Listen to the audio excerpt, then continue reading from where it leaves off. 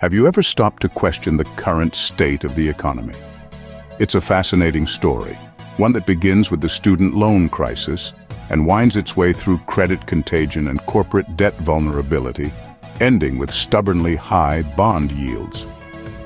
The student loan crisis is a tale of financial stress and dwindling consumer spending. As payments resume, over 2 million borrowers have fallen into subprime status, with credit scores dropping below 600. A staggering $63 billion in consumer spending could disappear as these borrowers cut back on expenses to repay their loans. But the story doesn't stop there. The student loan crisis has a ripple effect, causing a broader credit contagion. As borrowers reprioritize their debt, we're seeing rising delinquencies in auto loans, credit cards, and even mortgages.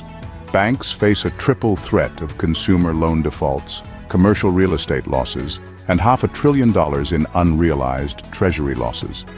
This credit contagion is made worse by an information asymmetry.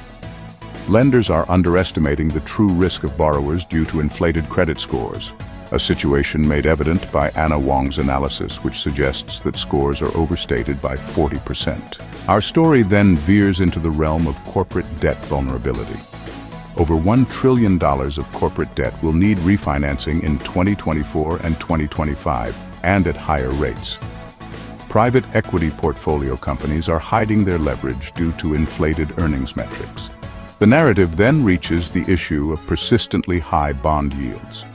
The 10-year Treasury yields are unlikely to decline significantly due to persistent inflation, fiscal deficits that worsen in a recession, and massive Treasury issuance. Unfortunately, relief for consumers and corporations via lower rates is not imminent.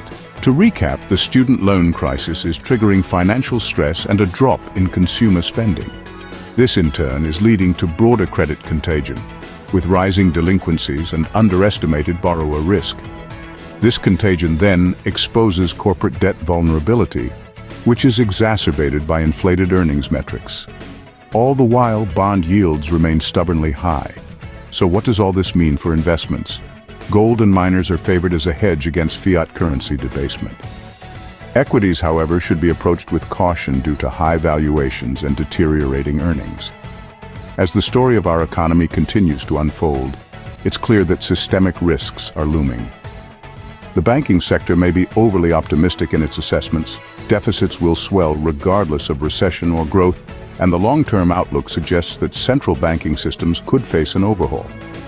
In the end, the restart of student loan repayments acts as a catalyst, revealing deeper fragilities in consumer finances, corporate debt, and banking stability.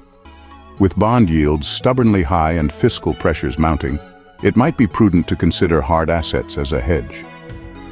The systemic risks are real, but the immediate focus is on credit deterioration and the absence of interest rate relief.